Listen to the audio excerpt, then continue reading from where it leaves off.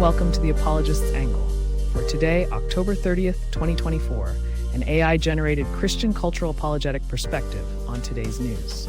This podcast is based directly on the writings of the Christian cultural apologists discussed, but like all AI, it can make mistakes. In the news today, story, HBO's The Penguin has emerged as one of the year's biggest surprises, despite initial skepticism about a show centered on Batman's second-tier villain. Colin Farrell shines as Oswald Cobb, bringing depth and nuance to the character in a performance that humanizes him without making excuses for his crimes. Cristin Milioti is equally impressive as Sophia Falcone, a gangster with a penchant for violence and a complicated past. The show excels at creating tension and suspense through its portrayal of Gotham's underworld, where characters engage in brutal power struggles without needing the presence of Batman to drive the plot forward. Commentary inspired by the writings of D.A. Carson. In the shadowy recesses of Gotham's morally ambiguous landscape, HBO's The Penguin has emerged as a thought-provoking exploration of human nature, raising fundamental questions about the inherent goodness or evilness of humanity that resonate deeply with the sentiments of theologian D.A. Carson. Carson's work in For the Love of God sheds light on this conundrum, suggesting that sin is not merely an external action, but rather an intrinsic characteristic of human beings, woven into the very fabric of our existence.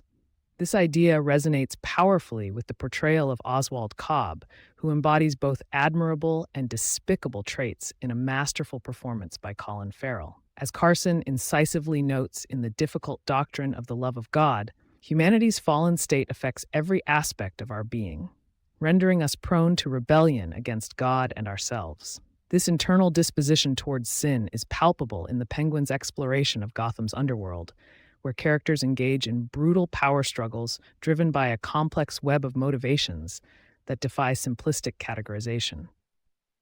The show's success lies in its ability to capture the messy, gray areas of human nature with unflinching candor, eschewing binary notions of good and evil. By doing so, it offers a nuanced understanding of humanity, one that aligns with Carson's assertion that our rebellion against God is not just external, but also internal. This perspective encourages us to confront the darkness within ourselves, rather than simply projecting it onto others. The Penguin's portrayal of Sophia Falcone, played by Cristin Milioti, serves as a prime example of this complexity. Her character's penchant for violence and complicated past are expertly woven into the narrative, creating a rich tapestry that defies easy interpretation. Like Cobb, she exists in a state of moral flux, embodying both admirable and despicable traits. In this sense, the Penguin can be seen as an allegory for humanity's inherent contradictions, a microcosm of the complex interplay between good and evil that defines us all. We are all Oswald Cobbs and Sophia Falcones, capable of great good and great evil, often simultaneously. This complexity is what makes us human, and it is precisely this aspect that the show so masterfully captures. Ultimately, The Penguin offers a profound reflection on the human condition, one that echoes Carson's sentiments about the intricate nature of sin and our fallen state. By embracing the messy, gray areas of human existence, the show encourages us to confront our own internal dispositions towards sin and to seek redemption in the face of our complexities. As we navigate the dark alleys of Gotham alongside the Penguin's characters, we are forced to confront the uncomfortable truth that our own natures are equally complex. And it is precisely this confrontation that offers us a glimmer of hope, for it is only by acknowledging our own fallen state that we can begin to seek redemption and strive towards a more authentic, nuanced understanding of what it means to be human.